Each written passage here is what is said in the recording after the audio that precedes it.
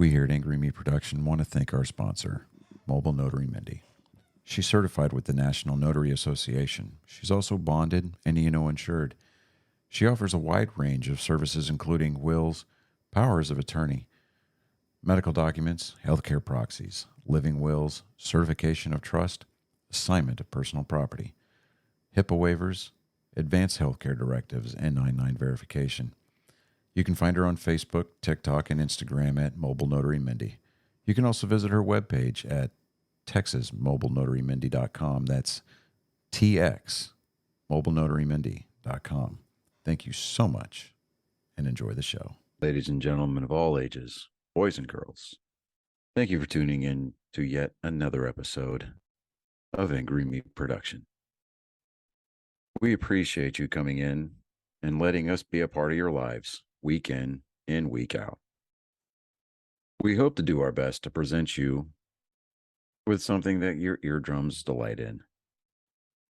Whether you're looking at us on YouTube or Rumble, or listening to us on Spotify, Google, or Anchor, or any of the other podcast services that we are currently on or trying to get on, we thank you. And if you don't mind, at the end of every episode, stop by, leave us a comment, leave us a like. If it asks for 5 stars, we'll take 5 stars, even if you don't like us. 5 stars are what it's all about. With that being said, we hope you enjoy our attempt to make our advocation our vocation. Ladies and gentlemen, let the games begin.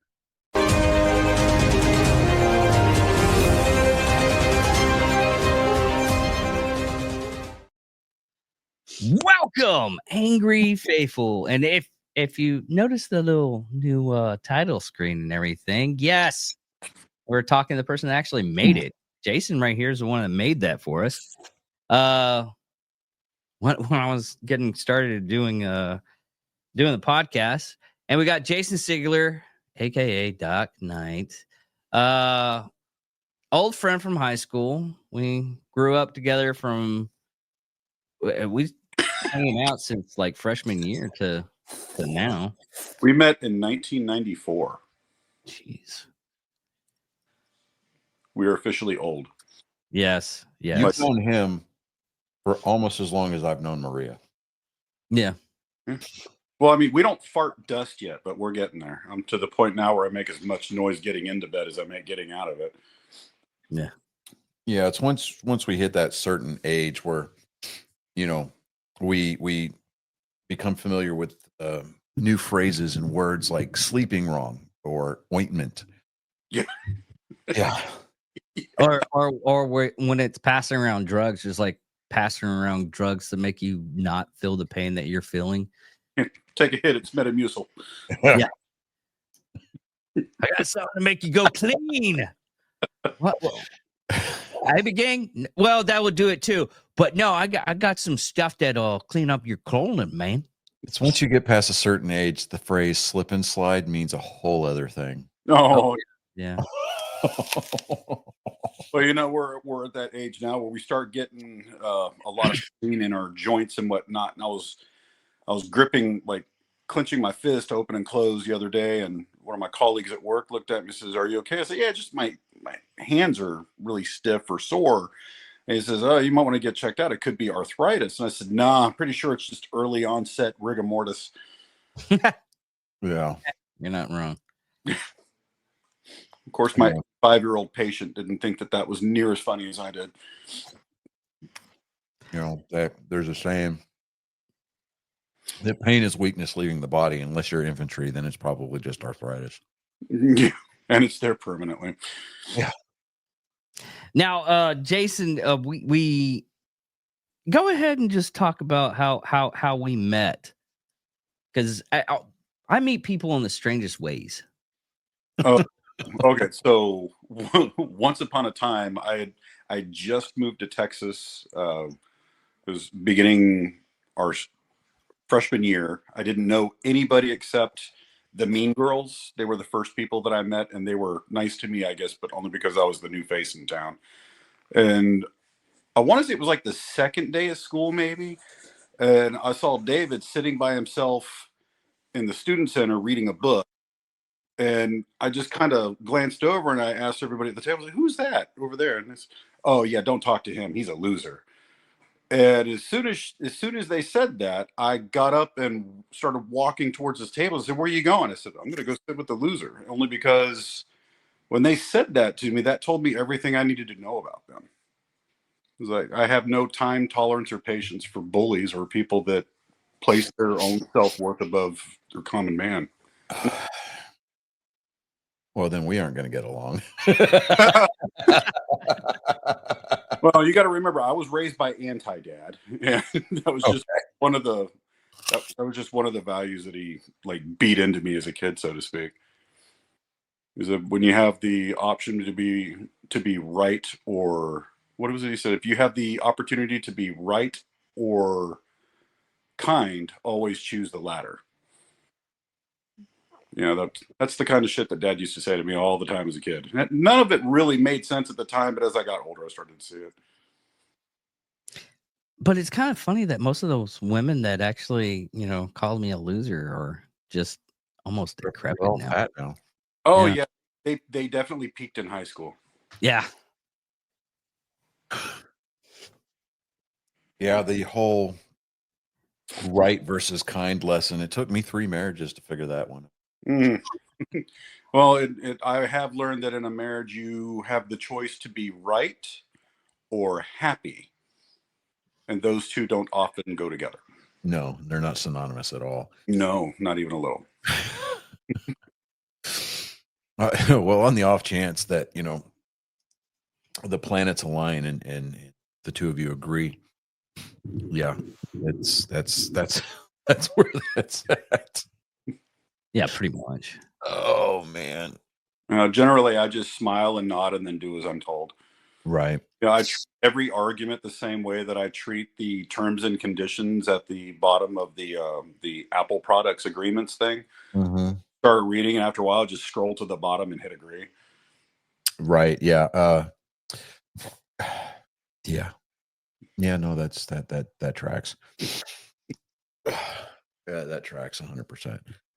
So the Snowmageddon, what did they call it? Winter storm. I forget what they called it. It actually had a name. Like, Texas got snow. South Texas got snow. But Louisiana, like New Orleans, there was places in New Orleans got like 9 inches of snow. That's what we got. I think Takako said that she was looking at something on the internet and found out that it's the most snow this place has seen in like 150 years. Yeah, and I'm sitting there going, huh, okay, because they were talking about like at a minimum 3 inches down here on the coast, the Gulf of America, right? Mhm. And America. see, you like how I slipped that in? Yeah. And so, you got everybody down here. I mean, they're doomsday prepping, right? It's like literally the shelves at HEB here in town were bare. Toilet paper, paper towels, milk, eggs, even at $7 for an 18 pack, gone, right? And I'm just like, wow, okay. I didn't plan on going anywhere yesterday or today anyway, because I'm just like, all right, well, they closed the campus where I go to school at, and I'm like, oh, well, I don't have anything planned, so I guess I'm just going to sit at the house and do nothing. And Monday night, I had to take my boys and meet the ex-wife in Corsicana, and to do the exchange. So did that, and I am trying to set a land speed record to get home in time, right? Because they're talking about, well, the system's going to roll in about 6 hours, earlier than expected, and I'm just like, okay, well, this is going to suck because I don't want to get stuck in Houston. I love Houston, love it, absolutely love Houston, but I don't want to get stuck there. So 'cause I live an hour south of Houston, so I'm just kind of like, all right, I get home, plenty of time. Even had time enough to stop at the damn store to get a couple of last minute things because my wife's like, "Can you get these cookies if they've got them?" I'm like, "Yeah, all right, fine." And then so I'm expecting doom and gloom when I come into town. It looked like Bedford Falls kind of a thing, right? From my, It's a Wonderful Life, where the snow piled high. Nothing. Roads were bone dry. I'm just like, are you kidding me? Well, now they're saying it's not going to be here until midnight. I'm like, ugh, okay, fine. I'm going to go get ready to go do my nerd sports, right? So I'm in here doing that, and the temperature's dropping, and I'm like, okay, but the wind's blowing. That's all it's doing. And wake up probably about 4:30, 5 o'clock. And it's starting to snow. We're talking some big flakes. There was a little bit of accumulation, but it was nowhere near what they said. Just like, really? Okay. I just threw a box of rock salt out on the front porch, back porch, and driveway. Covered up the plants in the flower bed. Just made sure the faucet covers. Just your normal winterproofing stuff, right? Mhm. And I'm like, well, I'm going to go back to bed. Wake up the next morning, looking at it, and I'm like, I can still see grass. Like nothing. No, nothing piled up on trees or. Gosh, jeez. That's what I was expecting here. Yeah, that's the same thing I've seen here. I'm in southern Alabama, and I woke up to 9 inches of snow on the ground. I was like, See, oh, shit.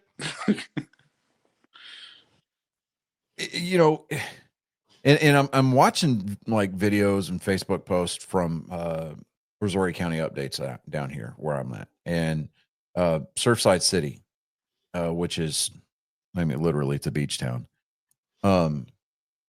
It looked beautiful. Galveston Island covered in snow. And I'm like, man, why couldn't we had that? And I'm trying to talk my wife into like going with me so she can film it, because I'm going to go take a polar bear dip into the Gulf of America on day one of the new presidency, right? Oh, God. I don't want to go anywhere. And I'm like, fine, I'll go. She goes, I don't want anybody driving over the bridge. And fine. It's an intercoastal waterway bridge, so it goes up really high, and then there's, so I'm just sitting there going, damn it. So I'm gonna go. I don't care. I will go Friday. I'll go Saturday. I don't care. The water's still gonna be colder than shit, but I don't care. I'm gonna go take a dip.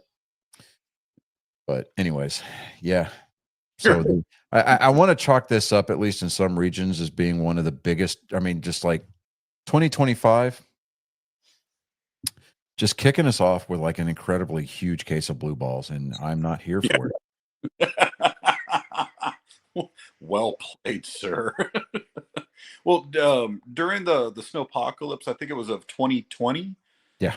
I was in Austin at that time, and it was bad. It got so bad that when I remember it got down to like 21 degrees inside my apartment because we lost power.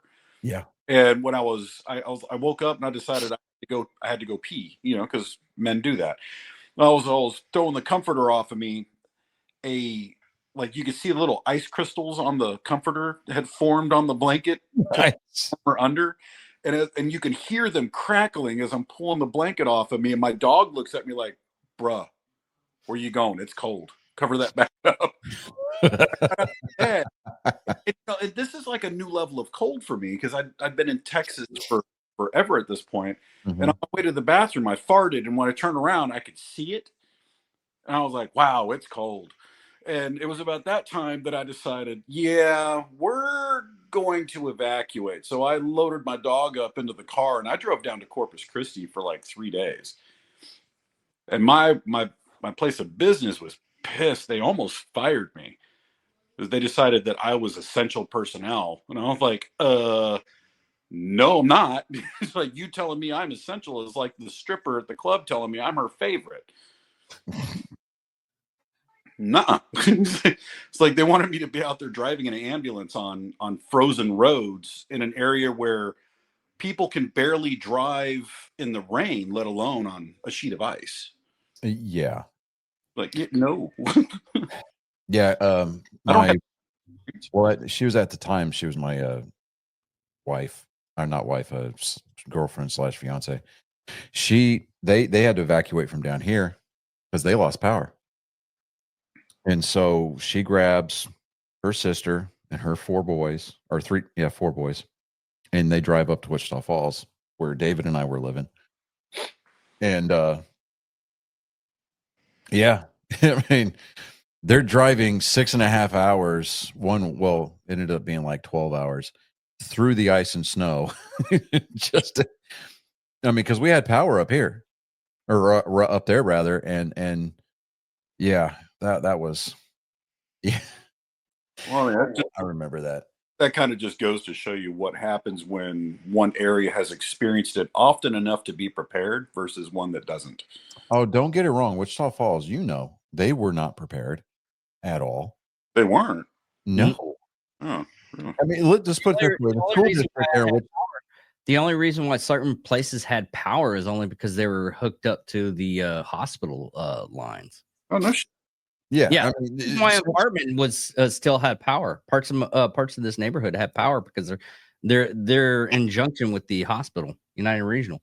Yeah. So, and like where I was staying had power. So, and that's good. And the hotels had power. And so that's where, everybody else was staying. But it got down, like routinely got into the negatives. And that was back when I was rucking like really hard, back in the day. I got out there and it dropped to like 8 below. And that's without the wind chill. Like with the wind chill, it got down to like 15 below. I rucked this huge loop. I went all the way down to Southwest Parkway, came back up to Fairway, and I was walking up Fairway going back towards Caulfield. Mm-hmm. And I was just like, yeah, no. When I turned up to Fairway. I mean, that wind hit me square in the face. I mean, I was bundled up. I had the snivel gear going with the beanie and the crap. I cannot think of the name. The name just escapes me. The Arab neck wrap thing. Shamag. Shmaga. Yeah, there you go. Thank you. Oh my God. I mean, I was bundled up, and I was loving life. Like my feet weren't even wet, which was weird to me. So I'm like, okay. So just kept going, and then just like to the point where I had ice crystals on my beard because my beard used to come down to here. Damn, man. And so I had icicles coming out of my nose, and just my beard was starting to frost over. Looked like that scene from Dumb and Dumber on the on the hog. Yeah, basically, yeah. I mean, it was pretty rough, man. But I turned off into one of the side streets going through the neighborhoods there, and there's a guy. He was like, "You fucking nuts?" And I'm like, "No, fucking no slack, dude." And he goes, "What do you know about no slack?" And I was like, "Well, that was my battalion." He's like, "Wait, were you in the 101st?" I was like, "Yeah." He goes, "Dude, I was in 50 Deuce." I was like, "Get the fuck out of here, man." Like, he was like, "What?" I was like, "Yeah, dude." So I mean, we chatted for like 2 or 3 minutes. He was like, "Man, I gotta try and get to work." And I was like, "You have fun with that." And I just kept walking. Good God. Yeah, I mean, I would like to say that I have developed a higher sense of common sense since then, but no, I'm not trying to mislead anybody. They'll take this quote years down the road. Some reason we the three of us, specifically David, Chris, and I will get called into some congressional hearing, and they'll pull out snippets. They'll be like, "You said you developed common sense, blah blah blah." No, I didn't. Common-ish sense. Well, I told somebody this week. He's like, "What kind of crimes would you do?" I was like, "There's only 2 crimes I would do: war crimes and hate crimes." Well, it's only a war. It's not a war crime the first time. Yeah. Right. Although I want to put some stuff on the list. David would definitely be the reason that Geneva holds a convention, because he would come up with some idea, and he would have to be with a bunch of Marines when he comes up with said idea. And one of those idiots, and I say that because I love them, but they're idiots. They're my idiots. But one of those idiots would go, "Yeah, that sounds like it'll work. Let's do that." I want to develop a depleted uranium 50 caliber BMG round. They have those. No, for use in sniper rifles. Yeah, they have those. Oh well, shit. Now Well, I think they stopped using them. I think they stopped using them because it was they have them in the 30 cal or 30 mic size. I know that. They've also got them in the 20. But as far as like the 50 BMG, I don't ever recall hearing about these because and then there goes David. He's using his. He's looking like you. I don't think you'd ever see one in a 308. Yeah, I mean, let's. I mean, specifically for sniper operations, because we can't just put one through the heart and of a bad guy. We gotta. And here we go. Yep. Yeah. You're gonna have to read for that. those that are visually challenged. A 50 BMG depleted uranium round is a high explosive armor piercing projectile used in anti-material ammunition. Is also known as Rufios MK211 or NM140 MP. What was that? A Mark what? 211. Okay. Because I carried a Mark 21. I never got anything like that. They stopped using it because it was causing cancer with people that were actually using the rounds. That's why you don't have depleted uraniums anymore. Yeah. Oh. That and probably Geneva Convention stuff. Okay, but then how about a hollow point 50 caliber round with white phosphorus in the middle? They got that. Oh, spicy. Right? Dude. I mean, it burns on the way in and on the way out. I want it to leave a mark. Okay, that's what I want. No, you want it to leave a stain. A chunky stain on the target. Yes, I want the target to become a stain. However, I want it to leave a mental mark to any people around him. Could you imagine? You know how like you've got your point target. Your point ammunition, like your 5.56. You got your 7.62s, right? Those are more of a dear sir, ma'am, right?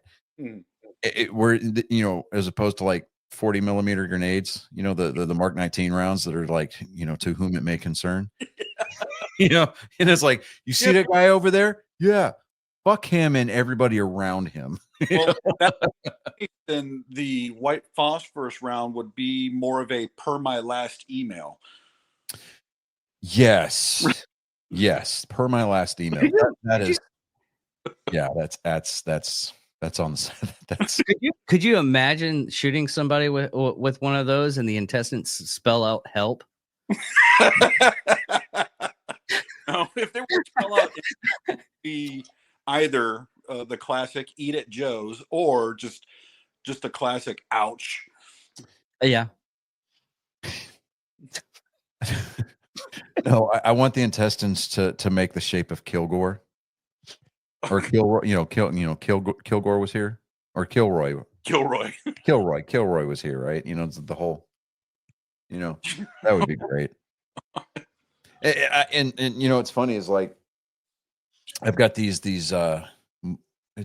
Gen A kids, right? Running around the house. They think they know everything because they've got the power of the world, the super information highway in their hands, right? Oh yeah.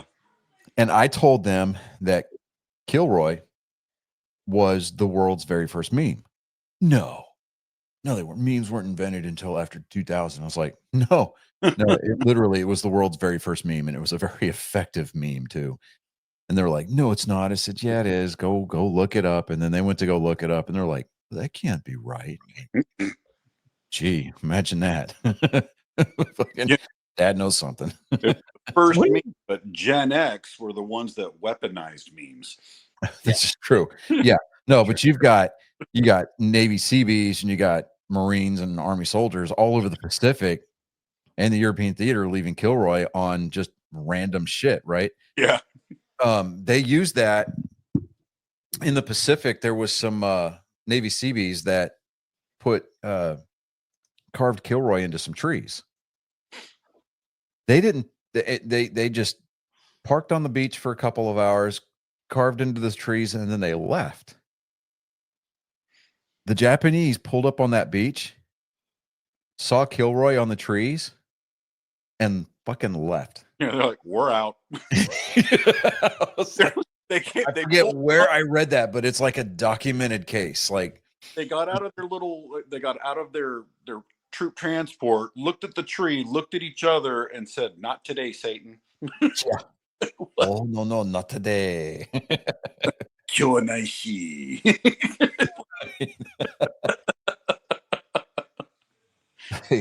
It is not dishonorable if we were never here. Yeah. I don't think they're here. Arimo inai. These are not the Americans you're looking No for. one here. We're going home. Yeah. I have something to do in a place that's not here.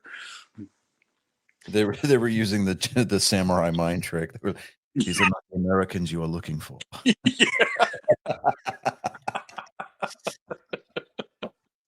And George Lucas is going to sue his ass.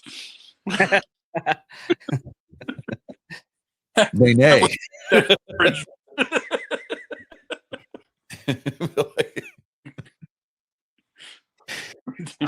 Go ahead and waste your billions, George, looking for this long lost fictional Japanese soldier. Yeah. Wait, does your T-shirt say "I tried"? It does. Oh, I tried. That's glorious. I mean, like you always wonder, what does a newscaster or news anchor like wear underneath the desk, right? Like, are they wearing gym shorts just with the jacket or what? Dude, I've got fucking gingerbread man fucking pajama pants on right now. That's all that I've been wearing today. I don't think Dave's wearing anything underneath the table. I don't know why. David's on a list. Yeah. Eventually, he'll be allowed to go near public school playgrounds again. Just only after the hours that children are inside. Nobody fucks with the Jesus, okay? Had her ass, dude. 8-year-old. And see, we finally got David to sit down long enough to watch that movie. And instead of appreciating it for the comedic gold that it is, he's like, it wasn't that good. I mean, it was all right. I'm like, me and Chris looked at him. We were like, it was too artsy. Suck. It was way too artsy. That's so odd, though, for David to have that kind of opinion. Like, honestly, David, in my experience, has got exquisite taste in film.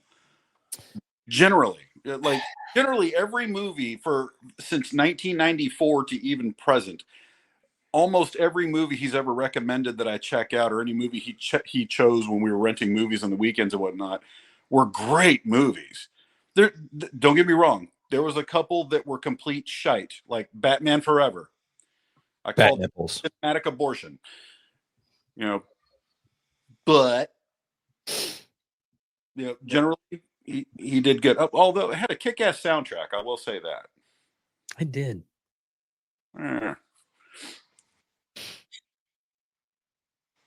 Nostalgia. Yeah.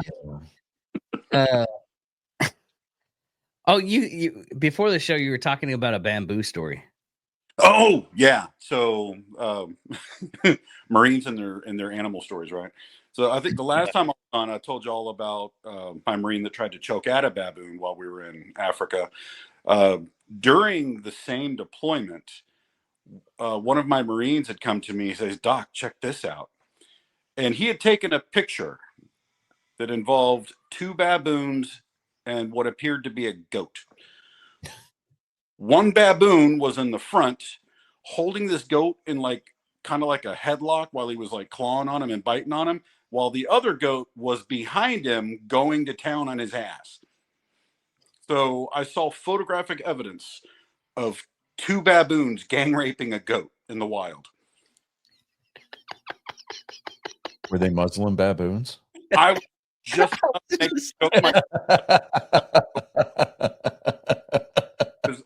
that all depends on if you hear them yelling "Ah, la, la, la, la," or Allah Akbar. Aloha snack bar. Aloha snack bar. Aloha Akbar. Boy, I bet.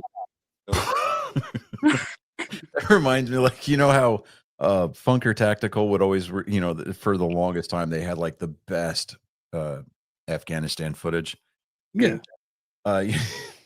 They had these Apache pilots, the longbow pilots that were just kind of hanging out, and they were looking at this hillside, and they knew that they were looking for these 2 particular guys, and they knew that they were and so they were sitting there watching them on their IR. These 2, you could see, a heat signature on the side of the hill outside of the building. So they zoomed in, and you could tell it was a goat. Right? And then, like a couple of minutes later, somebody walks out of the building. They're like, "Oh, all right, hold on, we got movement." I mean, I'm thinking, all right, shit's about to kick off. Well, I mean, technically it did, just not the way that we wanted. Dude walks up behind the goat, and you see him pull his pants down, and he starts fucking the goat. Oh my God. And these dudes are laughing. They're like, should we take the shot now? Or, they're like, no, I want to see how long he goes. I want to see how long he lasts. Finish, otherwise it'd be rude. Right. They were like, we want to see how long it lasts. And I mean, they're just like straight up just laughing on this video. And then, dude, somebody else comes out, taps him on the shoulder. He pulls up his pants and walks inside. And the other guy steps in. Oh my God. We're talking like sloppy seconds on the side of a hill out in the middle of nowhere, right? And and they're like, should we step in on behalf of the goat? Or, like, I mean, I feel like this needs to be an episode of like Special Victims Unit or something. Like in the hills of Afghanistan, dun dun, it's like, oh my God. That iconic sound. I mean, you imagine Ice-T and Mariska Hargitay, just coming in there and be like, yo, man, what you doing, dude?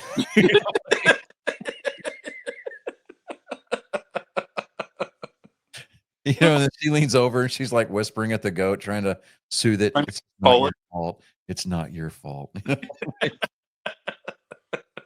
No, you weren't asking for it. Jesus. Could you imagine, like, if the goat was asking for it, or the conversation? Oh God, those guys. It's like the goat, it turned around and gave me a wink. I think it was just fucking blinking. I mean, all I can see in my head is Rob Schneider's The Animal. He's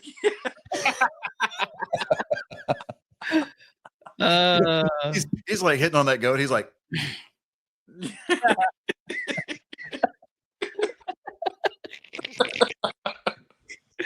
oh, we are so going to hell.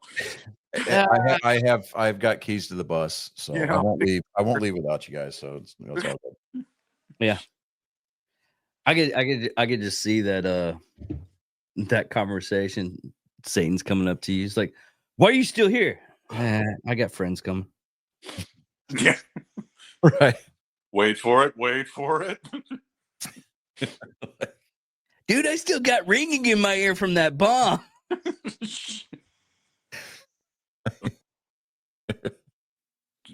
Dun, dun. I'm gonna find that sound. You gotta add that on the soundboard. I'm gonna put that on the soundboard. Is that gonna be our cue for something like predatory? wildly That's inappropriate. gonna be our transition sound.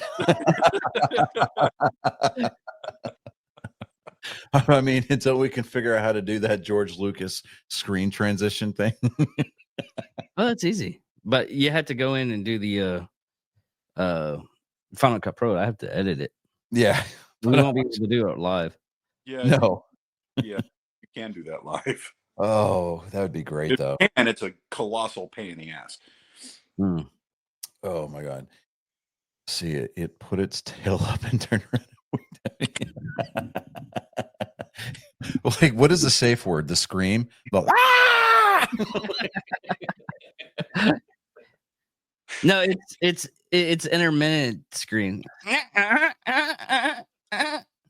Well, safe. you know that guys that go into the military from Wyoming, that's what they say when they walk in. They get home, they're like, "Mom, Dad." Damn it. It fainted. Oh man. Terrible. Terrible. Well, farm. This rancher, he's. It's a weekend or whatever, so he's got his kid in the truck with him. They're out in the middle of nowhere, and they turn around to head home, and they're driving down this road, and the dad sees his goat with its head stuck in the fence, and so the dad jumps out, gets up behind the goat, pulls his pants down, and starts going to town. The kid's like, gets out of the truck and is like, "What are you doing, Dad?" He's like, "Oh, I'm helping the goat." You want to give it a shot? He goes, "Sure, but do I have to stick my head in the fence too?"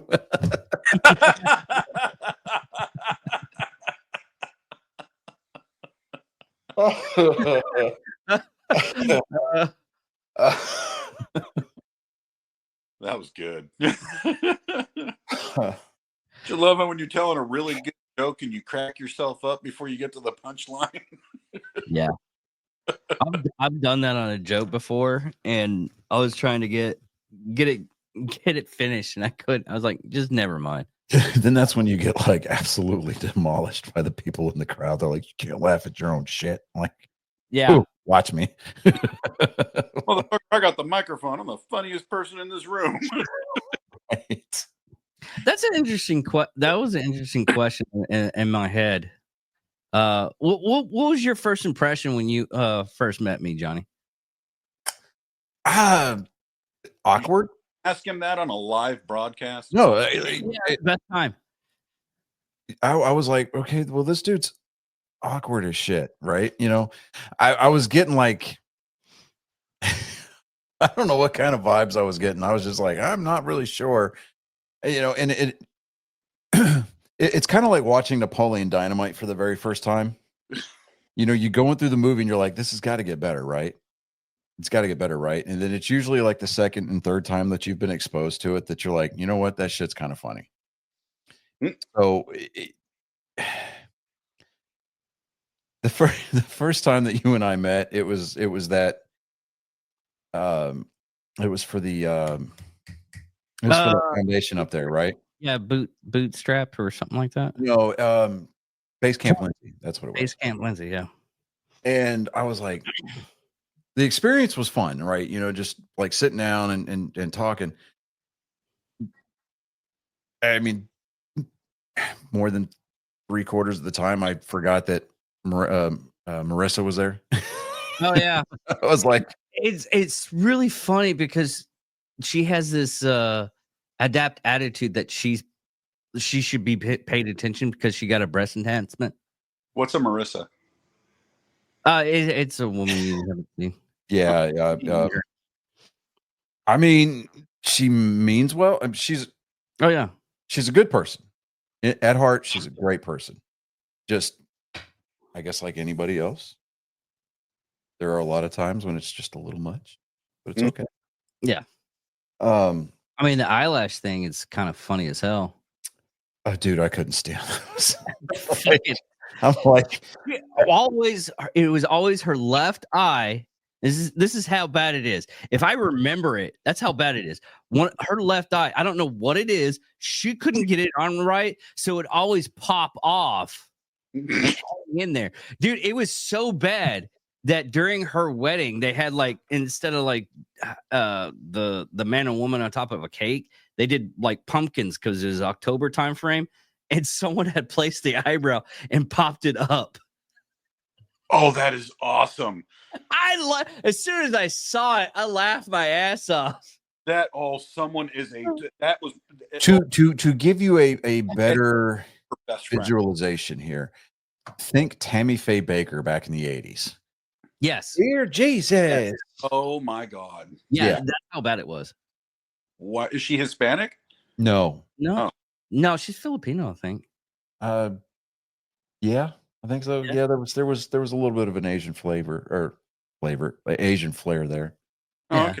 So sweet and spicy Mexican. Uh, Teriyaki Mexican. yeah, there was a lot of MSG in there. Yeah. I mean, there was enough to kill a horse, but yeah, there was definitely would have kept an all you can eat buffet open for, like a week. Oh my God. Yeah. Yeah. Well, David, since we're talking about people's first impressions of you, Takako and I talk about you from time to time, and I'd asked her, I said, what did you think of David when you first met him? And she said, I thought about Ace Ventura.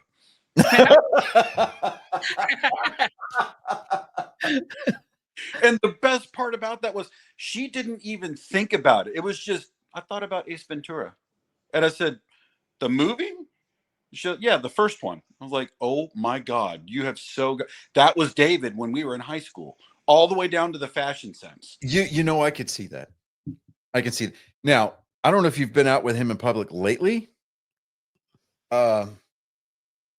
David, he rocks the fanny pack, right? Dude, it works, man. Shh, I'm talking. Okay. Hang on, he's about to hit you with the side view mirror of that little bus. We took him to a race. He wore the fanny pack, right? And you know how most dudes that wear the fanny pack, and if you watch normal people walk, it's always heel toe, right? Uh-huh. David, when he's wearing the fanny pack and shorts, he walks on the balls of his feet, right? Like he's wearing high heels. Not quite. I mean, like his heels are definitely up off the ground. It's almost like he's trying to do like constant calf workouts, right? Okay. Is he carrying a matching purse? That's what the fanny pack's for. Okay. Right. So he came down last year for Memorial Day weekend, right? And no, it wasn't Memorial Day. It was Labor Day. No, it was Was it Memorial. Memorial Day? Yeah, that's right. That's right. Yeah. Anyways, doesn't matter. Yeah. So took him to an Astros game, right? Because I got like $7 tickets, whatever. They were playing the Royals. We get there, he's still got the fanny pack on, and I do the whole high speed, low drag, entry for the ballpark. Facial recognition, tickets already pre-scanned. I just walk in, right? Mm-hmm. They stopped him and made him empty out his fanny pack. And there was this big black woman that was standing behind the security desk, and she's like, or the table, the checkpoint there. And she's looking at me, and I was like, that is the whitest shit in the world. I said, if y'all ever see me coming into this ballpark with a fanny pack on, just ban me. And she goes, uh-huh.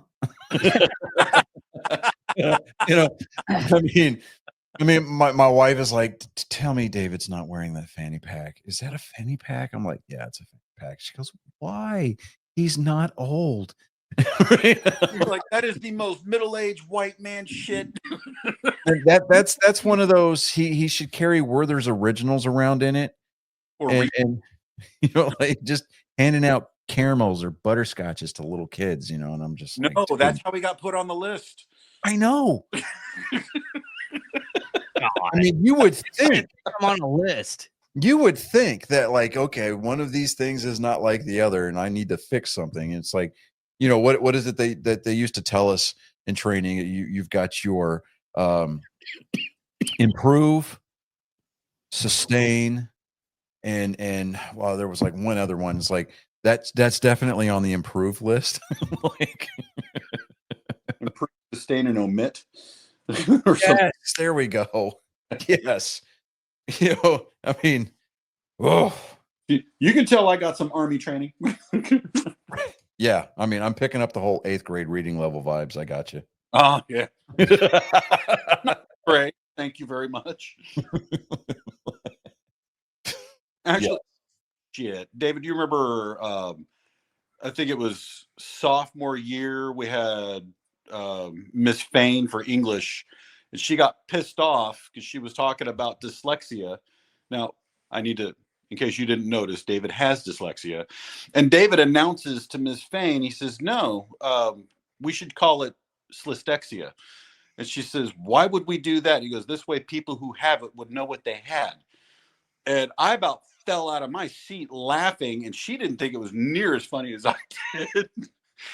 But she got offended because David made fun of dyslexia, knowing that David has dyslexia. So did you guys went to Hershey, right? Yeah. Mhm. Yeah, we went to the You know the Higgins boys? the what? The Higgins, Jeff and Greg? I remember Greg Higgins. Yeah, that was my cousin. No shit. Yeah. He was murdered up in Colorado No. 2 years ago. Really? Yeah. But I mean, he and I wouldn't say we weren't friends, but I mean, we didn't have problems with each other. We just ran in different circles. But Yeah, that's my kinfolk right there. oh my God, dude. Yeah. How long ago was that? Let's see. He passed away a couple of years ago. That they caught the guy, prosecuted him. He's good. spending life in prison up there. It was an illegal, as a matter of fact. Yeah. Man, I do feel for your loss, man. That's But Like that guy in there's one in Virginia that just happened. It was like a highway patrolman just got a hit by a illegal alien. well, they had that sheriff's deputy down here last week. Really? It was he was working with a task force for violent offenders, and they pulled this guy over and they were serving him a warrant. He gets out of the car, shoots the sheriff's deputy 7 times. Oh, Takes off. He actually ended up diving into a dumpster behind the shopping strip mall where he was at, and covered himself up with boxes and garbage. They shut down the surrounding neighborhoods for like 6 hours looking for this dude, and they were about to shut the scene down and just put him on. Hey, this is who we're looking for, kind of a deal. put him on a bolo. Yeah, they put out a bolo on him, and I guess there was a dog named Rocky. He alerted, and like he caught just the right kind of wind or whatever, and caught the guy in the dumpster. And so they turned the dog loose, and he's barking at the dumpster. Guy reaches out of the dumpster, shoots the dog twice, and every cop that was around that dumpster unloaded several magazines. And they life flighted the dog to the vet. Dog made it. Good.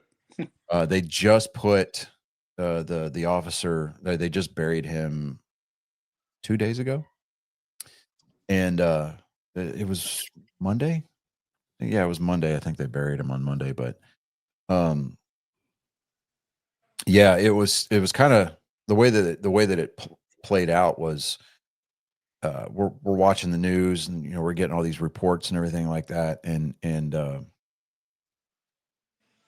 they asked. So one of the reporters asked the sheriff,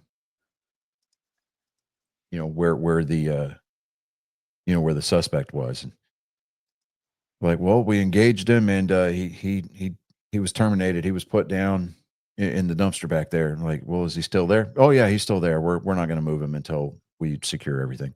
And this dude's body had been in the dumpster now at this point for like 3 hours. oh wow! Well, like They were in no hurry to get him out of the dumpster. they left him where he belonged. Oh yeah, absolutely. And It would be funny if someone came by. It's like they pick up the trash on Wednesday, so we're just gonna wait. See, that's why I can't work in public office, because my ass would actually announce it. Yeah, we're just going to leave him there. Trash gets picked up every Tuesday. We got a couple of officers that were rotating through shifts to make sure that it gets loaded and, taken out properly. Yeah. But of course the family would be like, "Oh, shut up." Yeah. He didn't deserve to die. Well, maybe you should have done a better job of raising him. Yeah. Hey, Trump's in office. That family's gonna stay in Mexico. So no. It was not an illegal that did it. Oh, never mind then. Yeah, no, but yeah, this guy, 55-year-old, 56-year-old guy or whatever. I don't want to stereotype him, but I mean he looked as trashy as he actually was. It's Oh, wow. that in life sometimes stereotypes play themselves out. Yeah, except I remember I'm in the 8th grade and I'm like taking this current affairs class, and we actually had to do a field trip to a courthouse to sit in, doing like I don't know, like an arraignment, right? Just Yeah. for a couple of hours. And the teacher is sitting there telling us every couple of minutes, remember, don't stereotype these people, right? And I remember this lady, she got brought in because she got caught selling her food stamps or whatever. The teacher turns around and goes, well, duh, look at her. And we looked at him, we were like, really? Like, are you coming? Wow. Do we do this now? like, Okay. like we turned a page quick. Right. I was like, oh, we're doing this now. Okay. All right. He woke up and chose violence this morning. Okay. So, I mean, about 5 minutes after that, he was like, all right, well, it's time. We got to get going. So he's just like, just be quiet. Remember, don't stereotype people. And we got this one guy that was in our class. He walked past him. I think he was like a 9th grade or whatever. So he was all like, he goes, I guess maybe you should have thought about that before you opened your mouth. Just kept walking. Mouth, insert foot, chew vigorously. Right. Like, damn. I wish either for that so that I can throw in my classic. And what have we learned? Hey, Right. That phrase got me thrown out of an ER. Really? Yeah. All right. So my partner and I got called to a scene for a guy that all the scenes or the CAD said was fall victim. And we don't know what it is. Is it a ground level fall? Is it an old guy that walked through his kitchen and tripped over a rug and fell? And so we don't know what we're getting. And we pulled up into this driveway, and it's raining and it's cold outside and it's night, and there is scaffolding all over the driveway. So we get out of the ambulance, and I'm looking around, and we find a body under the scaffolding, and it's this guy. So we're moving all the scaffolding off of him. We come to find out while we're doing this, his wife is telling me that he was working on the roof to patch a leak or something in the roof up on top of the house.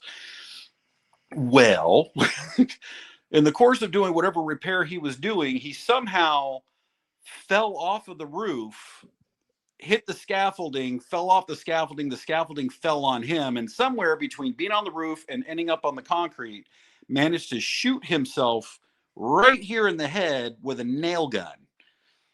So we got a nail sticking about this far out of his skull. So, and he was unconscious and unresponsive the whole time. So get him in the ambulance, and I'm like doing everything that I got to do. We haul ass to the hospital. We get into the emergency room, and I'm in the middle of giving my report to the ER physician, and the guy he finally wakes up and he goes, "Oh, my head." And I do one of these. If you were the doctor, as I'm giving my report, I went, and I leaned over, tapped him a little bit. I said, hey, right here. So I'm like, right here. And what have we learned? Doctor looks at me and he points at the door. He goes, "Get the hell out of here."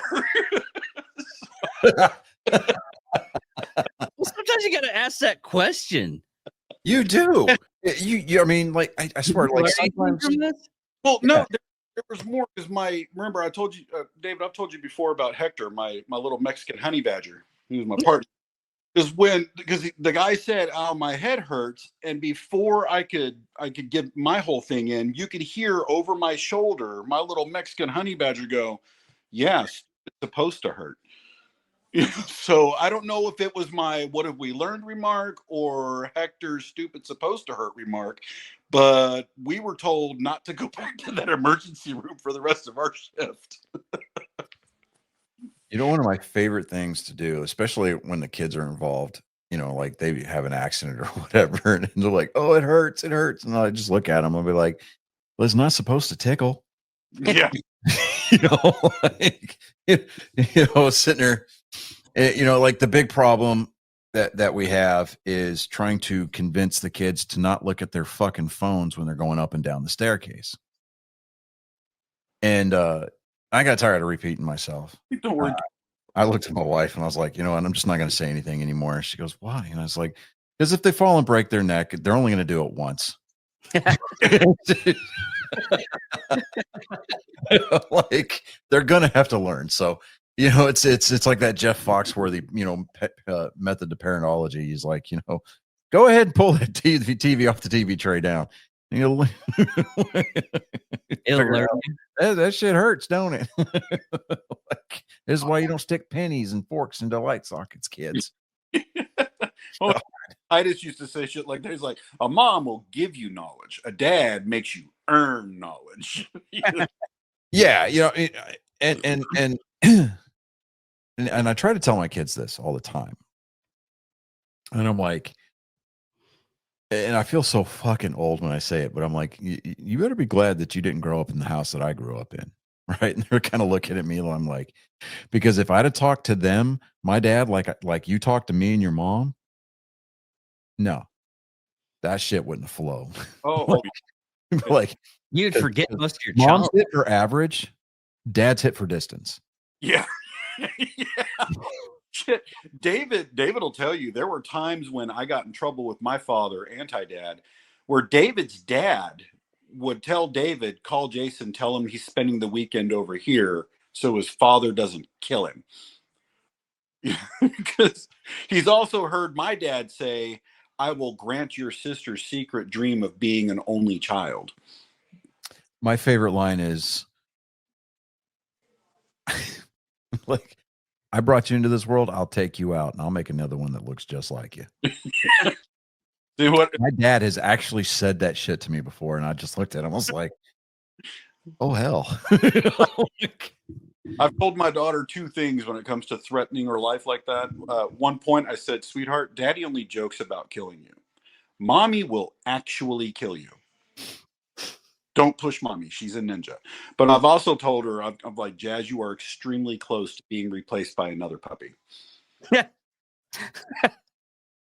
Well, you know, and what's funny is like the boys will get into these shouting matches, right? It's like battle of the bands. Who can shout over who? I'll let it go on for a minute because, you know, I'm like, all right, let them try to figure it out. Let them try to figure it out. And that fuse is just burning down in the back of my head. And she'll yell at him like, hey, you guys knock it off. And then they keep talking because obviously they can't hear her. And I'm like, I'll handle it. I walk upstairs and I'm sharpening it. Right. Right hand. I gently open the door. And you know that drill sergeant bark that, yeah. Instantaneously, every set of eyeballs in the room look at me and the volume goes to zero. And they on themselves just a little bit. Right? And I'm just sitting there going, why? You know, and I start asking questions like, you know, I get that first initial fire superiority out, you know, and then once I establish dominance on the battlefield, and, you know, and then at that point I start returning fire with well-aimed, accurate fire, right? It's like they you know, they fight over the dumbest shit, right? Like it's like I don't play Super Smash Brothers Ultimate because I'm dog water at it, right? I fucking hate fighting games. I used to be good at them, but like, you know, my fingers no work too good no more, right? So every time they play it, the biggest complaint is like, you know, oh, you're spamming. Like, you know, is that one easy move that's just completely unstoppable and you just do it over and over and over again, right? Yeah. I mean, it works for single player, but when you try to pull that shit when you're playing with actual other people, it's not so well received. And so, I mean, that's been the rule. Don't spam. Well, the two youngest are getting into it. Oh, you're spamming. No, you're spamming. Why are you spamming? And then the oldest is trying to get them to calm down. Like, hey, look, you guys are going to get us in trouble. And I go up there and I'm like, pause the game. Like, I make everybody put down the Joy-Cons. And then they're looking at me and I'm just sitting there going, I'm like, this game here, I will delete it from everybody's consoles. I will get the IP addresses of everybody's electronic devices and I will block you from the internet. And they're like, what? And I was like, yeah, I can do that. I pay for the fucking internet. I pay the internet bill. And I start asking questions. I'm like, all right, I'm going to start asking. I lay down the task conditions and standards, right? I'm like, I'm going to ask you questions. And I'm going to ask the one person that I'm talking to. You will talk to me in a low tone of voice. We're talking 2 on the volume setting. And if anybody interrupts that person before they're done talking, you're done for the day. I lay it all out, right? I'm like, why are you screaming in here? Well, because I was like, use your words, so I can get it all out. I get everybody's input on it, right? And then at that point, I start making the corrections because I'm trying to stay in the good graces of not only my wife but my sister-in-law who lives with us, And I'm just like, we're not doing this at all. If I have to come up here again, I'm taking everybody's video games away until tomorrow. And I smile at them. That's the stark contrast between parenting today, which is cool. I dig the way that you do it, by the way. That's actually really clever. I would not have done that because again, I was raised by anti-dad. I'm more of a hands-on kind of guy. Like my dad was a retired chief.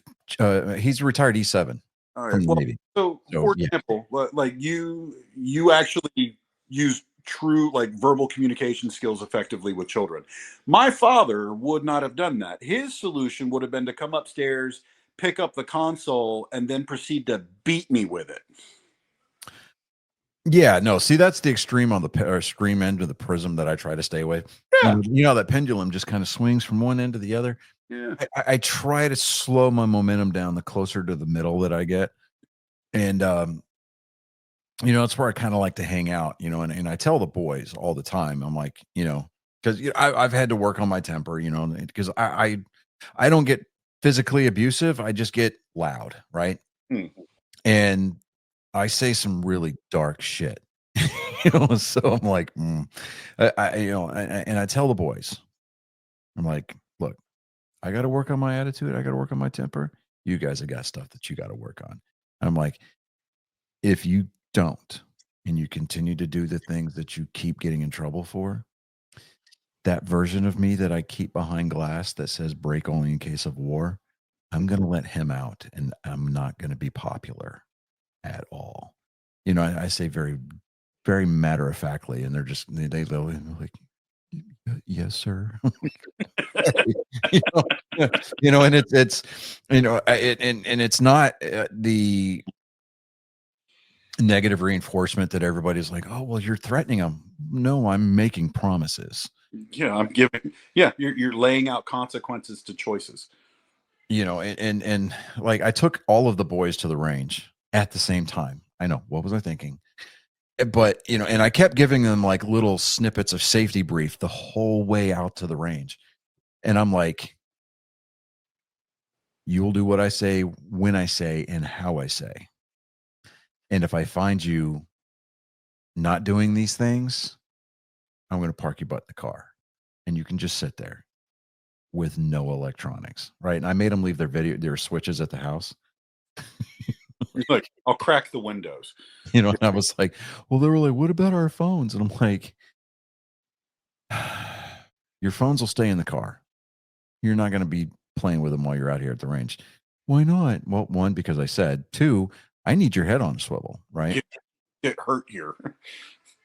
Yeah, and I was like, I stressed trigger discipline and muzzle awareness, and I was just like, and of course, our youngest is like, he tries to figure out where that line is, right? Like, what can I get away with? Oh God. And I was drinking a Monster, and I said, "Hey, see that blue dumpster over there? Yes, go throw that away, and then come back." And as we're leaving, right, we're policing up our brass and throwing away trash and stuff like that, trying to leave the range better than we found it. I see this white Monster can sitting on the ground, about 10 feet from the dumpster, and I was like, "Hey, come here. What's that?" I'm sorry. I'm like, no. I told you to go throw it in the dumpster, right? Did you just drop it on the ground and then walk back? And he's like, yes. I was like, did you think I wasn't going to find out? Yes. You really think I'm that stupid? And then he was like, no. I was like, when I tell you to do something, you do it. And you do it the way I tell you to do it, especially out here. You pull that crap again, and you and me, we're going to have to go to the hospital so they can surgically remove my foot from your butt. Right. And he's like, what? I was like, the water on my knee is going to quench your thirst, kid. I said, you throw trash out on the ground and somebody reports that and I get my membership revoked because you decided to be lazy, we're going to have problems. Yes, sir. I'm sorry. I said, and he starts to walk toward the car. I was like, oh, no. Walk over there and pick it up and go put it in the dumpster. And you better not do it with attitude. That was really like the only time that I actually had to get onto him all day. I was like, oh my God, this is so great. Jesus. Yeah. How old are your kids? The blended family, we've got a 22, 15, 14, 13, and a 9. And then my oldest two he's 28 or 29. And then my daughter, who doesn't speak to me since the election, is 27, 28, something like that. Does she live in California or something? No, she lives in Tennessee. And I am blocked. She used to be our super fan here on the show. Yeah. Really? She was there every week for our nerd sports. And she just this I don't want to call it a mentally deficient tirade, but it was it wasn't very ladylike. It was poorly composed. Tirade on Facebook, and then she unfriended everybody in the family. I got personally blocked. Phone number, social media. There's no way for me to get a hold of her, like, at all. Oh wow. Yeah. And then I find out that she's since resumed talking to her mom, and I'm like, oh, okay. Long as one of y'all are talking to her, Jesus, God forbid something happens to her. Yeah, well, I mean, as far as that goes, I reserve the right to treat her like the prodigal son if she ever decides to pull her head out of her fourth point of contact. But I mean, because at the end of the day, she is her own person. She's going to make her own decisions and she's going to form her own opinions. I just wish to God that they were a little bit more educated. But yeah, well, I think a lot of that is society's doing. It's not difficult to brainwash people anymore. Oh, it's not, especially when they started at the academic level. So, well, I think, God, I remember someone telling me as a kid that if you're told something long enough, eventually you'll believe it. Yeah, that's every motivational speaker ever. So, like, yeah, but I mean, it bothers me, yeah, but I try not to let it. That's easier said than done. I try to not let it bother me, but I definitely don't let it define my day. Yeah, there you go. So I mean, if I were going to let things like that bother me, I mean, that's on par with dudes that just take it out on their family when their favorite sports team loses. You know, I mean, That's a good analogy. if that were the case, then, you know, You'd be upset every year when the Red Sox fell. yeah, I'd be pissed every year that the yeah. yeah. I mean, I grew up an Earnhardt fan, grew up a Red Sox fan. For whatever reason, I liked the Cowboys at some point during the 90s because I think it was the popular thing. But I mean, I was more of an Oilers guy back in the day. So it I don't know, man. People like that, like the guys that destroy their TVs, those guys. Yeah. Yeah, I mean, they single-handedly keep people like Vizio and Walmart in business. Yes. I've never understood that behavior. like, why would you do that? That defies all logic. Yeah, I mean, especially because it's like, I mean, you look at it and it's like, you got people that, like kids that, they break shit, right? They're like, snap their, toys or whatever when they get mad. It's like, okay, well, we're just not going to replace it. But when we get older, where it becomes incredibly asinine is the fact that we worked to earn the money to buy that TV. We work to earn the money to pay for the, whatever streaming package that we've got, to be able to watch these games and to buy tickets to the games, to buy the merch, the jerseys or whatever. And, you saw these people that, when Michael Vick got arrested for dogfighting. Oh yeah. They were going out burning his jersey, stuff like that. And I'm like, screw all that. Being a Red Sox fan, I'm sure you can understand that it's against my religion to like anything New York, right? Especially the Yankees. I've taught my kids that the word Yankee is a 4-letter word. So, like when Jacoby Ellsbury signed that free agency deal after the 2013 World Series and became a Yankee, I didn't go and burn his jersey. In fact, I wore that jersey during Game 6 of the World Series the year before when they won it all. Right? Like that was my good luck jersey for that season, right? And so I haven't worn it since. But I didn't burn it. I still have the jersey. It's hanging up in my closet. I just don't wear it.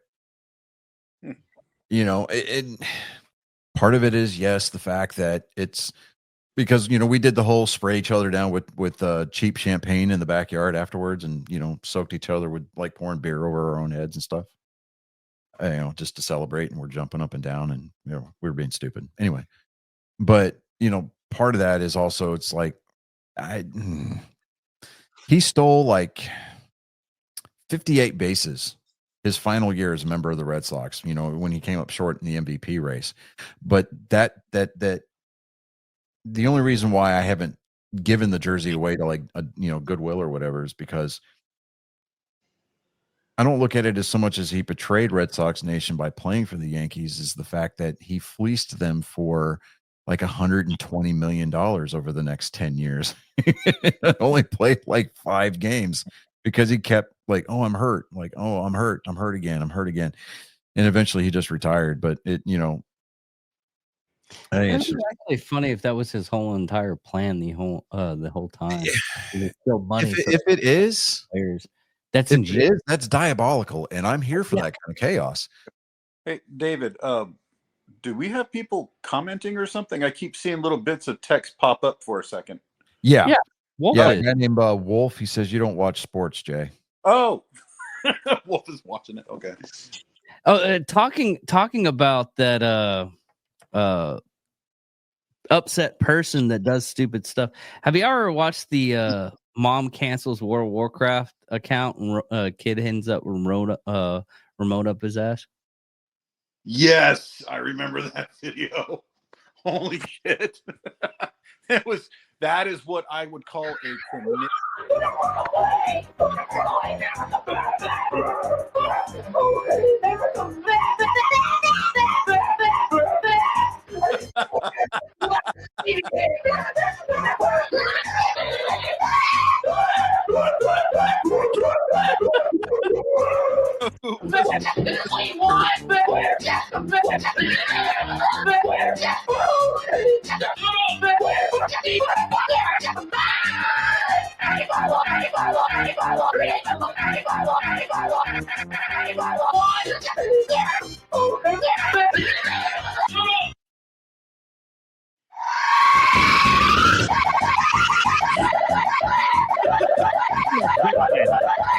Okay, because that's annoying. Enough.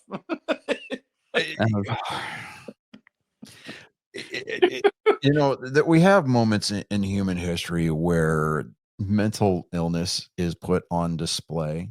You know, Yeah. it's usually after a Republican inauguration, or I see that on TikTok. yeah, I remember that video when it came out, and the only thing I could remember thinking is that Parental fan. if I were his dad, that kid, I would have called the cops preemptively and said, "Hey, I'm about to beat the shit out of my kid because of here. This is why." You know, so you guys might want to post up in case he calls on me. You know, kind of a deal.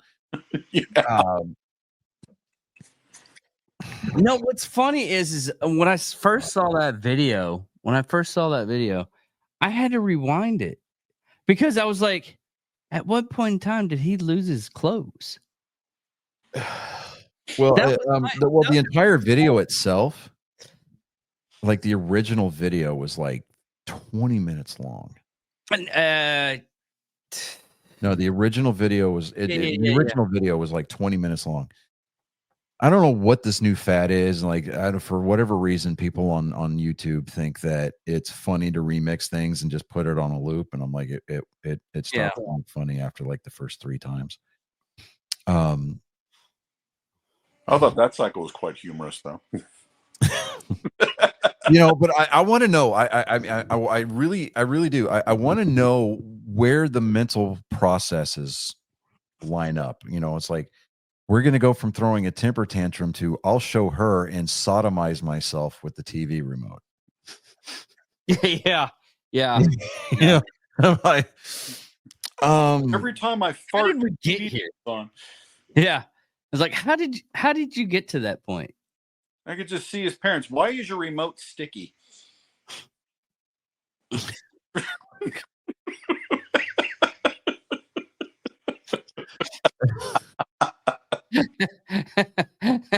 mean, it brings a whole new meaning to the phrase, watch whatever you want. I don't give a shit. Yeah. Oh. Well, I mean, this TV show is a bit nutty. It tastes like shit, Buzzo. Oh, God. Well, David, do you remember when we got picked up at the park outside the hospital for suspicious activity? Yeah, it was.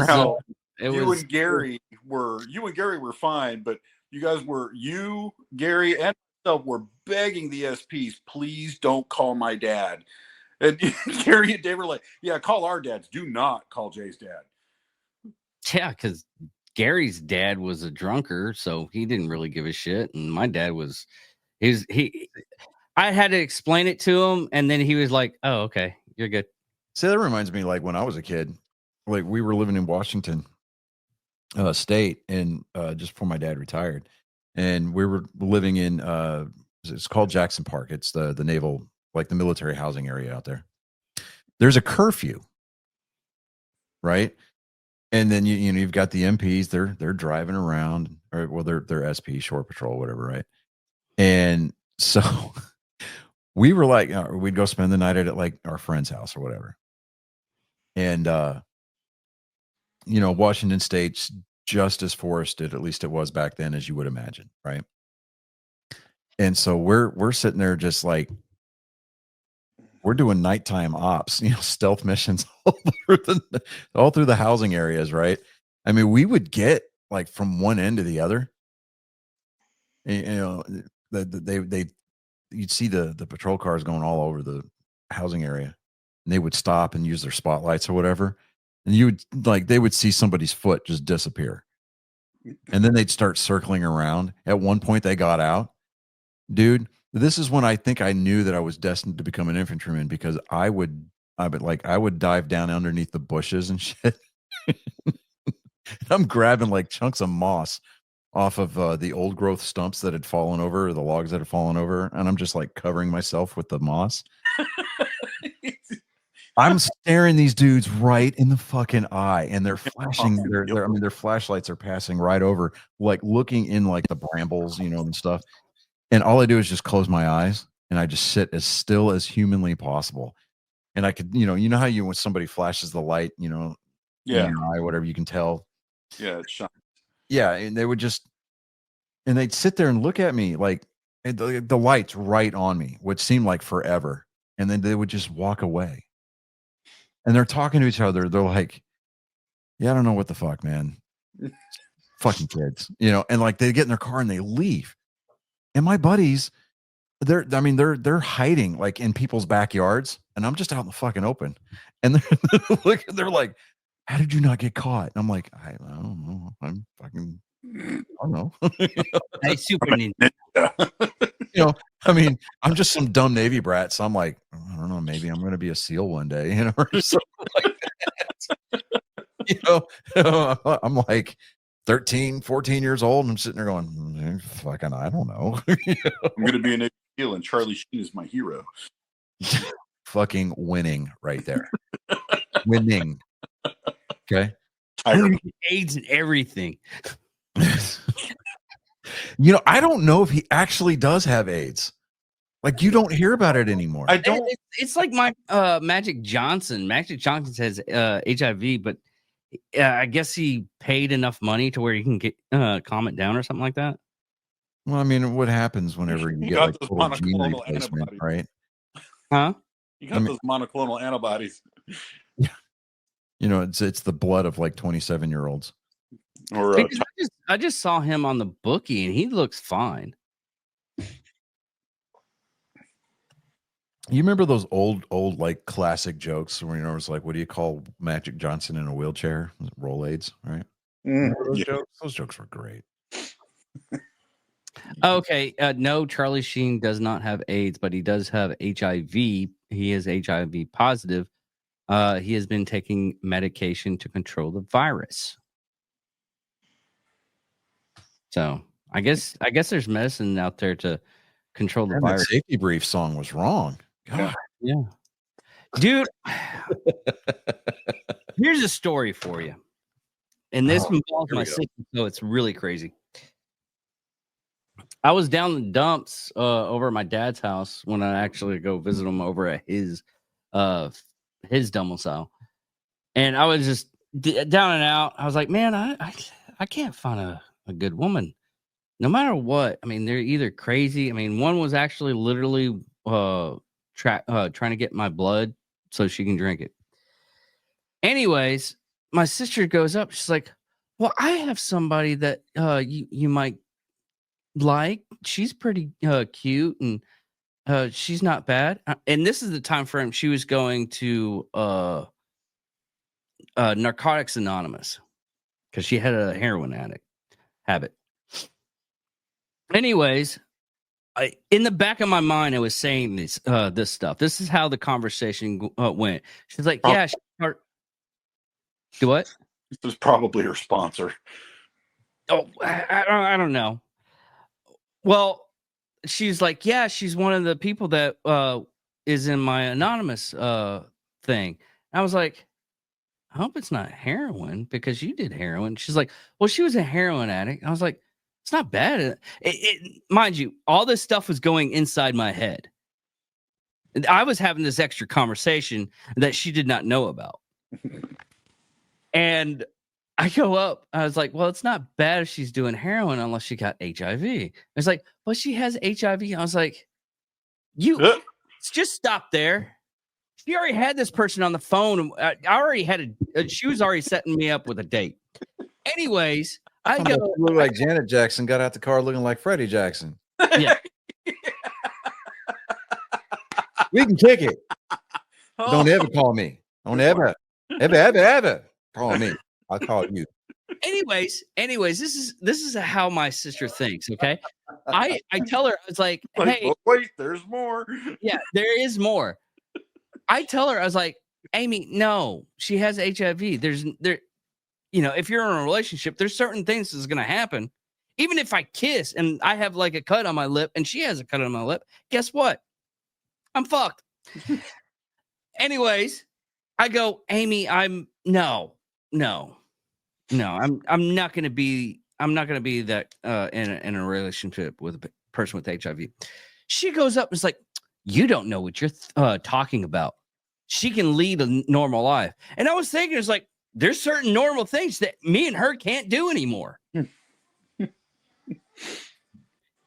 And she painted me out as the bad guy because I wasn't, take the hit for the team.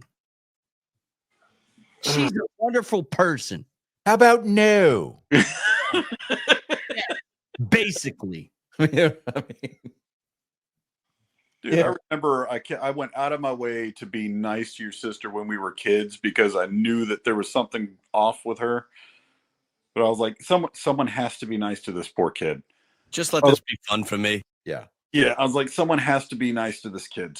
Like it can't be as bad as what David says. And I spent my entire high school life hanging out at your house. And after about the second week, I was like, yep, nope, yeah, she is batshit crazy. Yeah.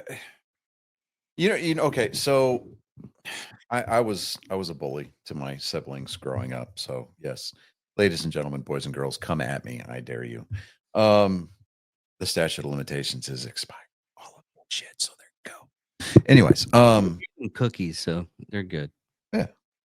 I kind of take partial responsibility for my brother being the absolute introvert that he is. Right. I mean, and you've met my brother, David. It's awkward. Right. Well, for you still, me, I'm perfectly fine with that. That kind of crazy or that kind of person, everything, that's normal for me. Well, okay. Let's talk about the level of bullying, right? I'm a senior and we're home after school. We were both in ROTC or whatever. And so it was uniform day. I'm still in my BDUs from the day, right? From the school day. Okay. And I told my brother, what was it I told him to do? I was like, go take your uniform off and go shine your boots. Right? Normal shit. And he looks at me and just goes, you're not my dad. And for whatever reason, that flipped the switch in my head. And I was like, you better fucking run. And I grabbed the nearest thing to me, which was a light bulb. Right? And so he takes off. And my brother is not athletic at all. That yes. At all. Right. And so he's running. And you would think tactically I need to get into an open space that gives me plenty of egress. Nay. My brother does the most athletic thing I think he's ever done his entire life. He leaps and like gets completely horizontal and he's flying towards the couch, which was like a good 10 feet away. I come around the corner, right? Because we were in the dining room and then you had this hallway that connected to the living room. So I crest that door frame, right? I'm left-handed. So I lean out like this and I throw a perfect spiral with this light bulb. And it's like the whole world went Tiger Woods, like, with the letterbox, get the heartbeat, before the ball goes in, right? He's flying through the air, but he's flying in incredibly slow motion because the light bulb's catching up with him. You see the light bulb make contact with the back of his head, explode, and shards of light bulb are passing him before he hits the couch. Oh no. Right? And he hits the couch, grabs his head, and he's like, oh my God, my head. And I roll my eyes. I'm like, oh, whatever. And I walk over to him and I'm like, move your hands, right? I'm looking and I'm like, you're barely even scratched. Get up, clean that shit up before I take it home. And he did. He cleaned up the light bulb mess. And I was like, oh, now I feel bad. So, like, all right, if we can never talk about this again, I'm sorry. He's like, okay, I shouldn't have smarted off. I was like, no, you shouldn't have, but I'm sorry. And you still made him the bad guy. Yes. So Oh, hey guys, I hate to cut you all short on this one. I'm getting an alert on my phone. It tells me I have 3% battery life. oh, It's all right, man. It was full when we started. Yeah. On a lot of stuff on like these, we get into heavy get you a conversation. little tripod next, and sit next to a charger. You'll be good. Yeah. All right, man. We'll see you later, dude. All right. It was good times. All right, good Later. times. All right. Good night.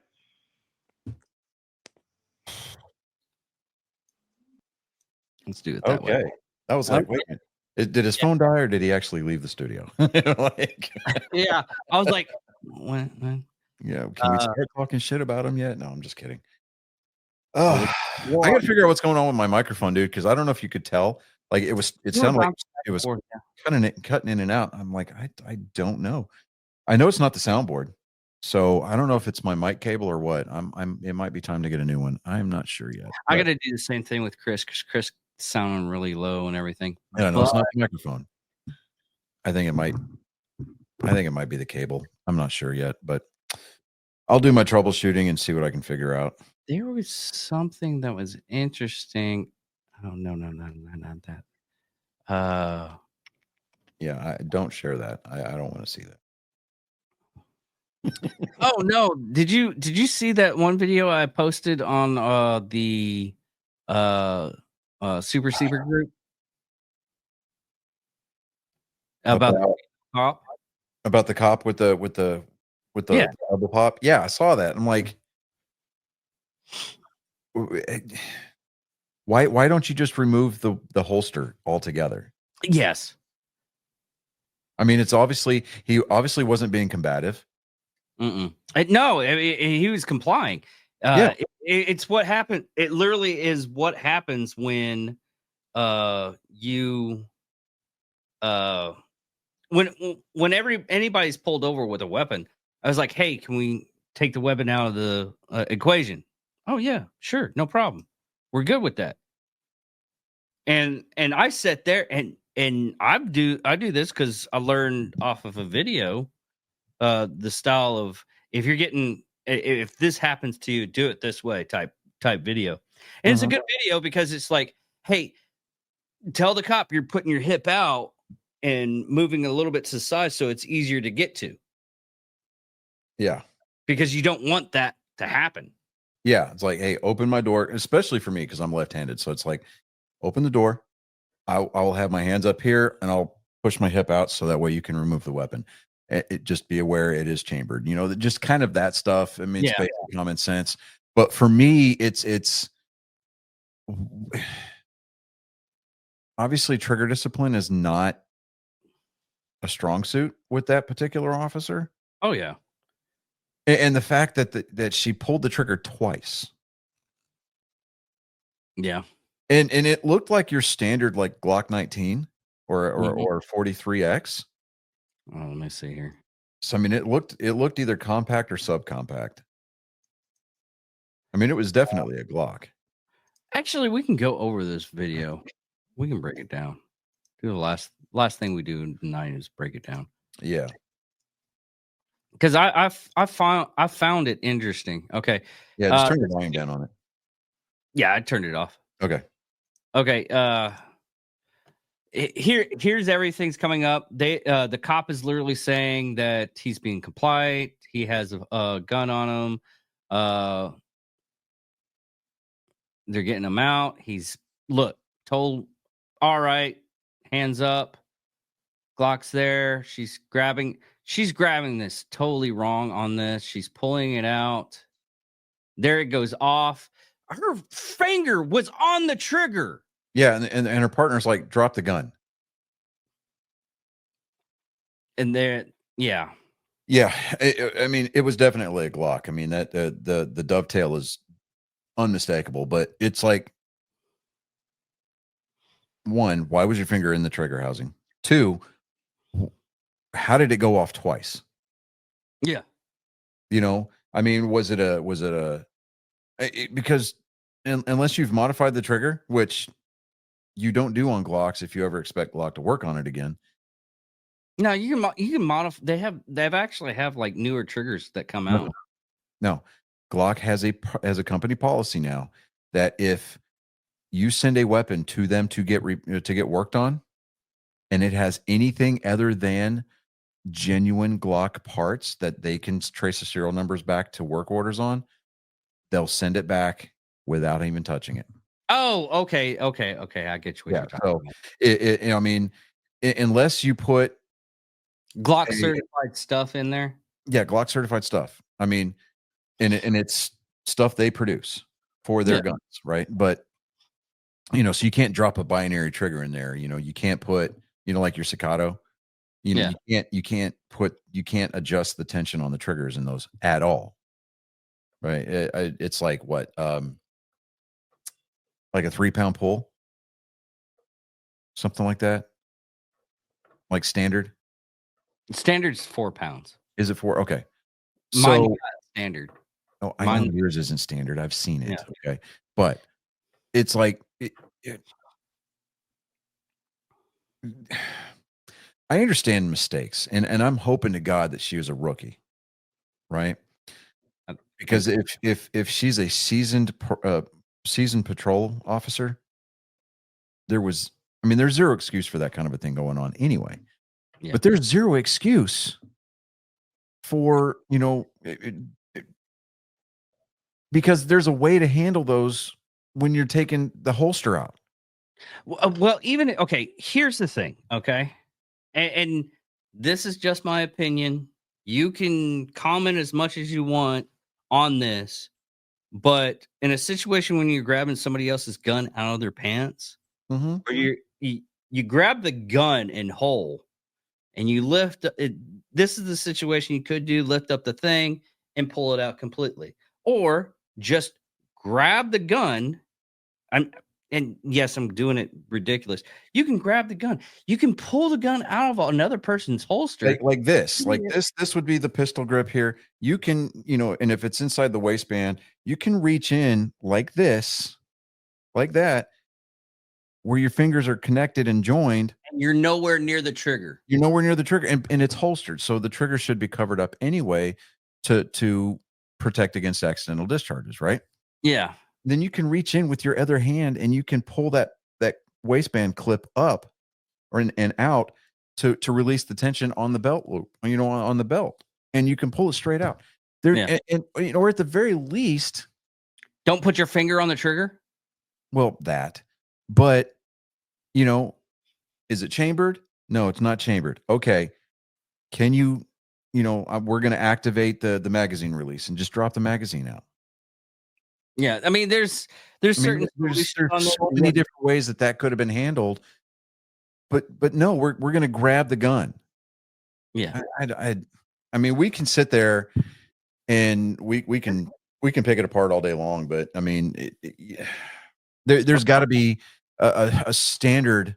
There's got to be an SOP, like a universal SOP, as to how that's supposed to be handled. Oh yeah, you know what? But that wasn't it.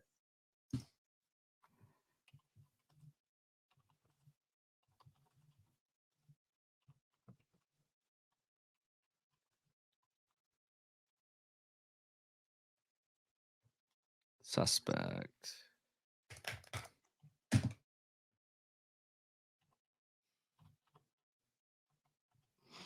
Let me see here. National Training Center.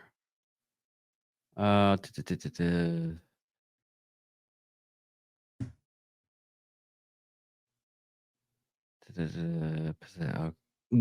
I'm just getting. Okay, here we go. Go ahead. Okay, here we go. If a suspect is engaged in concealed carry, can I demand to search? Okay, blah blah blah. Yes. Try to take a policy. Yeah, they have policies for it. Yeah, I mean every department's got like their little tweaks to it, I'm sure. Yeah, but overall, it's pretty universal, right? I mean, as far as how to handle that. But man, I feel sorry for that guy. Honestly, I do. And damn sure he probably got out of that speeding ticket. You know he got. You know he's probably going to get about $2 to $3 million too. You know, Because for me, it's not his fault. well, the medical bills are going to be paid for by the city anyway. But you know, for me, and I don't know, and well, okay. Here's especially with the atmosphere that we live in, right? You know, the environment that we live in. I don't know. I'd go for like the 2 or 3 mil. I mean, just like pay my medical bills. If you want to throw like an extra 2 or 300,000 at it, fine, do that. Because ultimately, at the end of the day, that 2 to 3 million that you take away from the police department is $2 to $3 million that they're not going to get for equipment or training to teach their officers and outfit their officers to do things the proper way. Nope, totally wrong. It comes from an insurance company. Really? Yeah, all police departments have insurance companies to where if something like that happens and everything like that, they if they get sued, then the insurance pays for the stuff. Okay, well, fuck it then. So I mean, I don't know. It just still Doing this podcast, I've learned so much by just researching weird stuff. I mean, that was one of the stuff. Should he have been speeding? No, that's not the point. That it's not his fault. Though. I mean, yes, it is his fault that he obviously broke some kind of traffic law in order for him to get pulled over in the first place. But he was complicit. I mean, he was totally complicit. Yeah, he was compliant. That's the word I was looking for. He was compliant, and you know he was doing everything that he needed to do. You got Susan J. Rottencrotch that came around the car, and she's like, "Oh, I'm going to help." Like, fucking, what are you doing? Yeah. You know, at the very least, all right, hey, just keep your hands up. You be ready. And the officer that was there at the door when he stepped out needs to be the one that withdraws that weapon. Yeah. You know, because well, okay, here's the okay. Not knowing the situation and everything that cops go through every day. Yeah. It's I mean, I've gotten pulled over to where I was surprised I wasn't going to jail. And it wasn't my fault. Okay. I was for the amount of miles an hour that you're going over the speed limit. No, not that. It was I thought I told you about the incident with yeah, okay. I think I know where you're going with this. Yeah. I was the passenger and I had to talk to the driver, "Hey, pull the fuck over. We can't run away from radio." So, we pull over and everything and did everything you're supposed to do in a situation like that, and they questioned me and they're like, "Did you know this?" I was like, "No." He's like, "Then were you carrying?" I was like, "I always carry, but I was just making sure he wasn't doing anything stupid because he was going loco." And he was like, "Okay, well, you're good to go." I mean, the weirdest thing is this is the way that they told me to do it. Mm-hmm. They said, "Okay, here's your gun. Nice gun. We talked over how you can build one and everything, how easy it is. Here's your magazine. Here's your extra round." I was like, "All right." And they were like, "Don't rack it. Do it behind the corner." Okay. And I did exactly what they said, you know, did it around the corner and everything. Walked on, was about maybe half a mile away from my house, walked there. Everybody was, no one got in trouble. Well, except for the person that was driving. Yeah. But in a given situation, if I did something that was completely stupid, and in a situation like that with cops, you're taking everything out of the situation so the situation doesn't happen. Yeah. It safeguards everybody. Yeah. I mean, and cops, from what I understand, I mean, if you're and you're compliant and you announce to them, hey, look, I'm carrying concealed, blah blah blah, and you make that aware to them. I mean, it immediately, yeah, there's that instantaneous like sense of heightened like pucker factor going on for them, and obviously, right, deservedly so. Um, but once the thought process starts to digest, and like, oh, okay, well, this guy's going to be on the level because he told us he was carrying, and he's giving us the opportunity to neutralize the situation, kind of a thing. And cops at that point, they're like, okay, we're dealing with a professional person here, an adult who likes to adult, that wants to continue to adult, that kind of a deal. And they generally, from what I understand, they go a little easier on you. They're a little bit Oh, more yeah. understanding. And it's like, look, I get you guys are out there doing a job, and I applaud that job 100%. And yeah, I mean, there's bad apples in every Department, yeah. profession, but and it's like just because I decide, just because I got busted doing something I wasn't supposed to be doing, i.e., speeding or making a lane change without turning, using a turn signal or whatever. It doesn't mean that it doesn't give me the opportunity or the right to be a dickhead to you. You're just out here trying to keep people safe. Facts. So I don't know. I mean, I was some of my best friends are cops. My oldest son, he's a cop. It's just, I got nothing but respect for people that wear the badge, 100%. Um, I mean, the people like on the what is it, the judiciary and the prosecutory side of the equation. That's where you start to see the flaming dickheads just for being a flaming dickhead's sake. But I've never had any problem with any kind of cops. Once you, I guess it's me being a correctional officer. You get that. I mean, I've talked to cops when I was at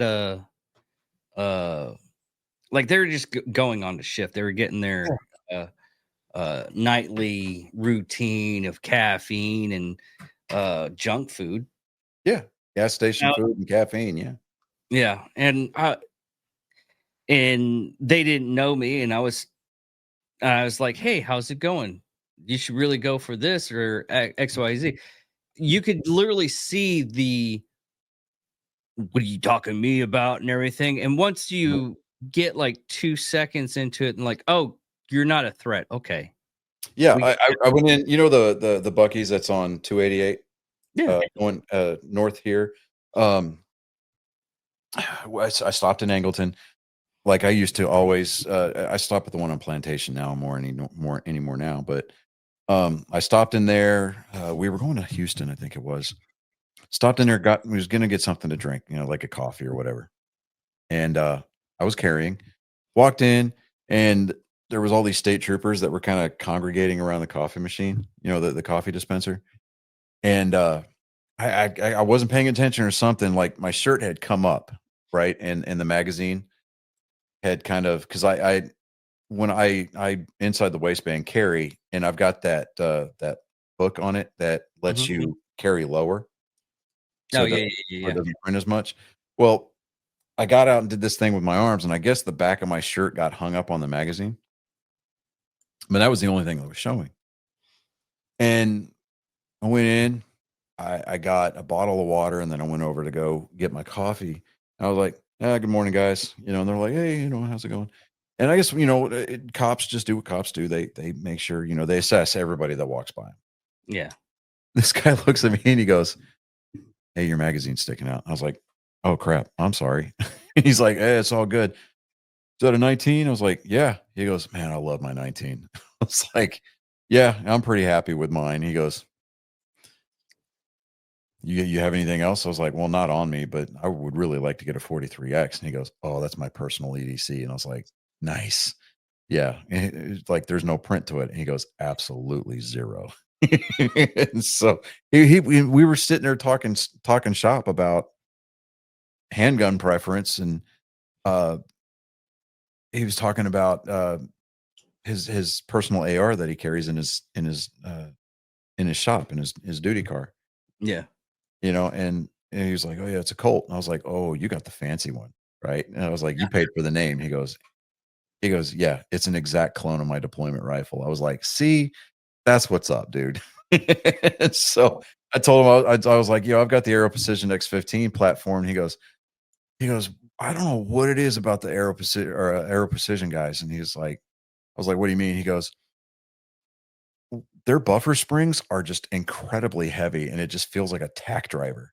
I was like, "Yeah, but it's You kind of change those out though. Oh, you can't. You can, but I mean, you would want to go to like a H3 or H2.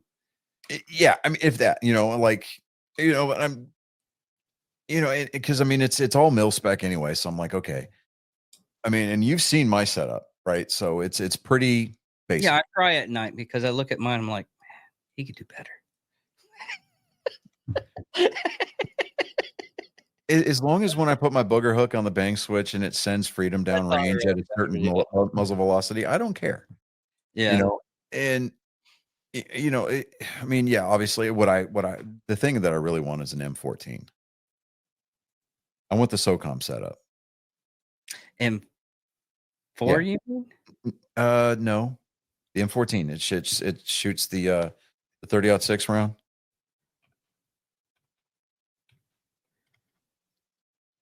Not the M4, okay. yeah. See, now you know what I'm talking about. Yeah. That's what I Yeah. want, right?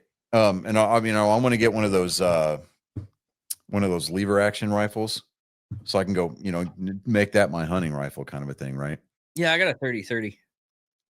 But You know what I was thinking of doing? I was like, after this AR build, and I think that's about it. I don't need to do any kind of, I gotta like tweaks on the staccato, and I fucking gotta finish up the P320. But my next build is probably going to be a AR-10 in 30-06. Okay, all right, yeah. I want the There's book my grandfather used in World War II, but I want modern stuff. There's a gun company just down the road from here, just on the other side of Pearland. They're right there on the on 610, going out towards Hobby Airport. They've got a 12 gauge bullpup shotgun that I want. It's a semi-auto.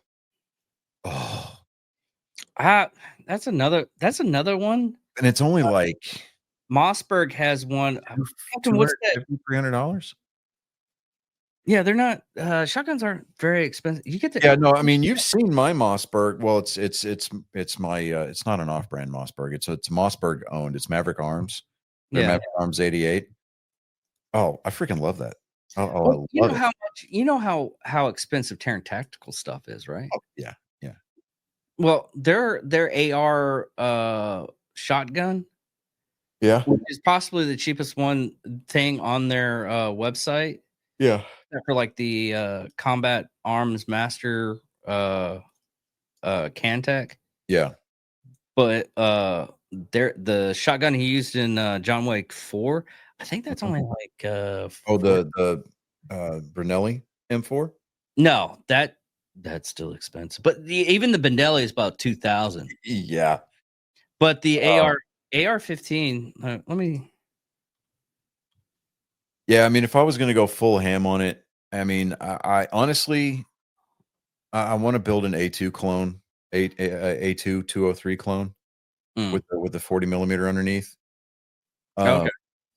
Just because, I mean, that's what I had when I first got to my unit. This was the A2 with the 203 on it, and I mean, it's heavy as shit. Never mind, it's really expensive.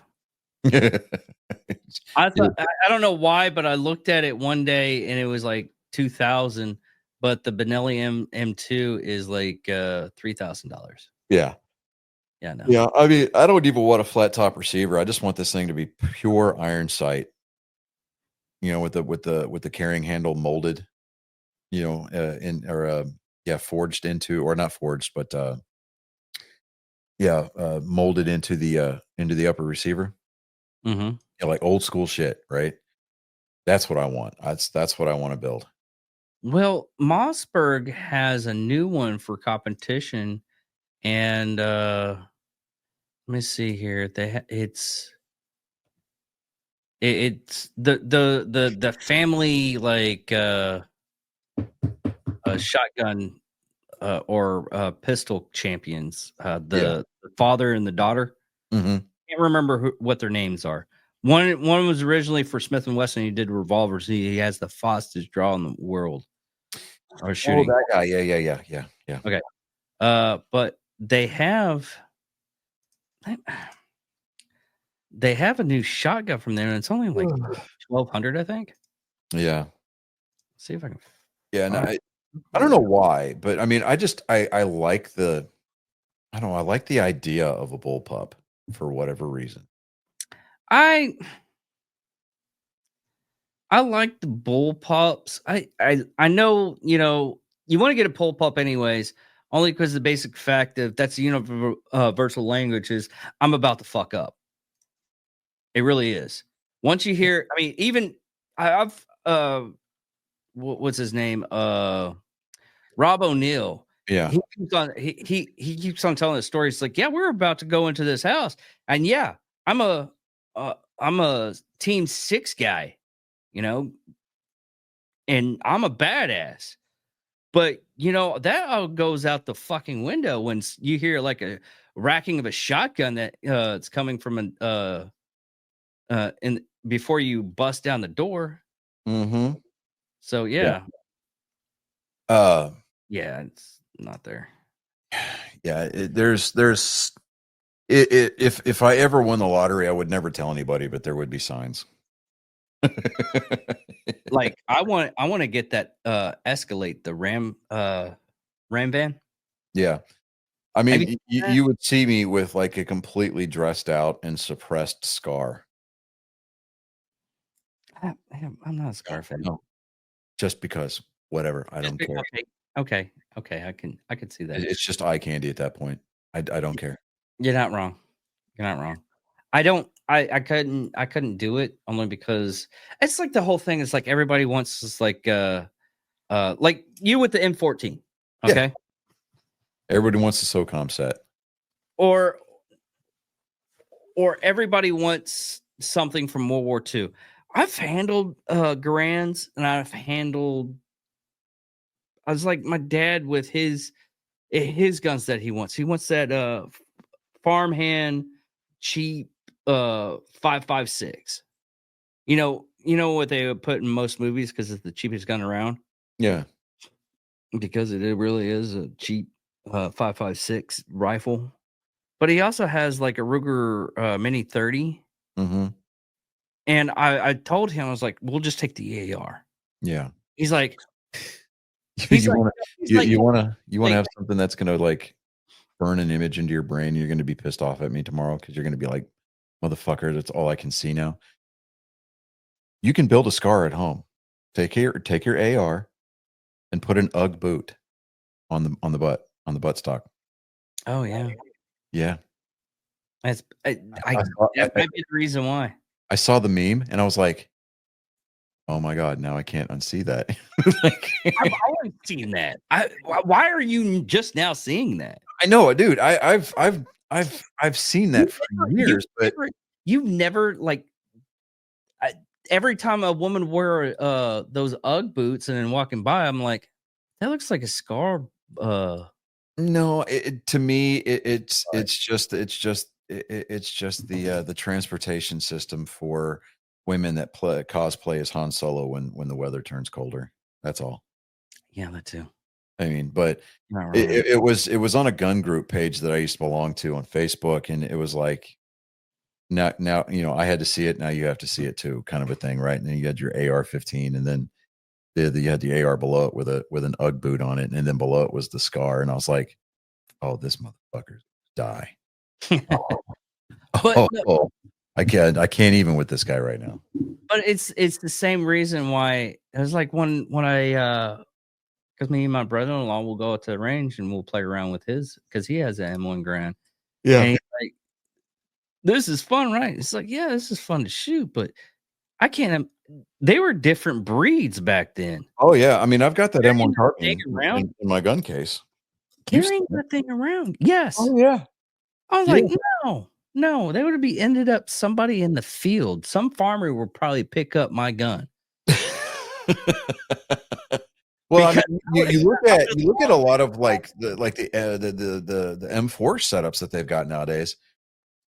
I mean, the modern ones, yes, dude. that shit gets heavy. Yeah. Well, You know, I'm just like, what the fuck for? well, okay. I was like, Dad has this Ruger Meeting 30, and this is the time frame where the riots happened and everything. And I told him he was scared. It was like, hey, we're going into big cities. We were going through Oklahoma and we are going through Wichita, Kansas. Let's look for some rooftop Koreans, man. You're good. Yeah, I was really but no, he was like, well, we're gonna take the Mini 30. Yeah. I was like, no, we'll take the AR. I got like 4 magazines we have. And hopefully it doesn't take. We don't have to mow that many people down, and we'll be on the highway. We'll And have to do the Vil Kilmer, magazine exchange. Yeah. yeah, that was a good magazine exchange. Oh, dude, I mean that clip from Heat, they show that at Quantico, Mm-hmm. and in a lot of precision shooter courses as how to properly do a magazine exchange under fire. I can't wait to the second one. Yeah, I just wish Phil Kilmer didn't have throat cancer, man. Yeah, he might Of course, do his it. character got smoked in that movie, though, didn't he? Yeah. Yeah, that's right. He did. Yeah. Yeah. Well, All the bank robbers. we're But seconds away from the 2-hour mark. Oh, we don't have to worry about it anymore. Oh, okay, cool. Fuck it. Yeah. I was gonna say though, I want to land the plane anyway because Yeah. Let me finish the story. And we'll go ahead and land it. But I had to tell him, I was like, the reason why we need to take the AR is because yours is too heavy. It's like, no, it's not. I had to help. I was like, hold out your hands. Put the AR in the Mini 30. And I was like, yeah, I can see that. And I was like, okay, we'll go over magazine exchange. He was having trouble with that. And I was like, that's the reason why we need to take the AR. yeah, It's stupid simple. We can get it done. It was like, well, I finally came. It's like, you know what? Go ahead. well, even with the replacement platforms that the military is trying to The SIGs. right now, they're AR platforms. Yeah. Same. You can't get away setup. from it because it's simple, stupid. Oh, it's very. I mean, the muscle memory doesn't need to change that much. The only difference is what caliber. Yeah, especially those kids that has gone through school shootings. Well, look, man. I mean, government issued school supplies are a thing. Yeah. So, but anyways, and just so that everybody knows, here at Angry Me Production, we do not endorse wireless hole punchers being taken to school. Just don't do it, okay? I know we had it when we were kids. Dude, rednecks had guns in the racks of their truck. Yeah. Out in the parking lot, Of course, he handled shit the way that it's supposed to have been handled. If you got a beef with somebody, just fucking fight it out after school. Yeah. Take it out on the entire fucking school body and give everybody fucking PTSD. Because God, we are so sick and tired of hearing, well, if we had better gun control laws in this country. No, we just need a better caliber of parenting in this country to keep shit like that from happening. Yeah. But anyways, everybody, I'm David Dickerman. And I am Johnny Skelton. Thank you all for watching. Thank you all for listening. Goodbye. Love you guys. R.